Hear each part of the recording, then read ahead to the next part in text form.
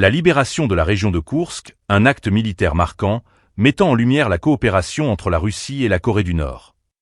C'est dans ce contexte que le ministère russe de la Défense a diffusé des images saisissantes de l'entraînement au combat des soldats nord-coréens, qui ont joué un rôle actif dans cette opération cruciale contre les forces armées ukrainiennes. Ces soldats de l'armée populaire coréenne, arborant des uniformes distinctifs, ont été salués par le président russe Vladimir Poutine, qui a exprimé sa gratitude envers ces unités pour leur engagement et leur bravoure. La Russie n'oubliera jamais leur exploit, a-t-il déclaré, soulignant ainsi l'importance stratégique de cette collaboration militaire. Ce soutien symbolise non seulement une alliance, mais aussi une démonstration de force face à un ennemi commun. Le dirigeant nord-coréen, Kim Jong-un, a également réagi à cet événement en ordonnant la construction d'un monument en hommage aux militaires ayant participé à cette opération.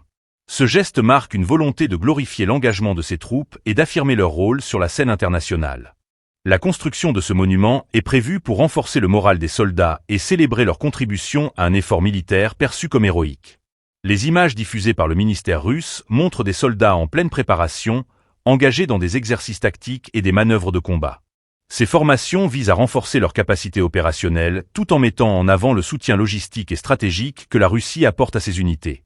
De telles initiatives soulignent une coopération militaire qui s'intensifie dans un climat de tension géopolitique croissante.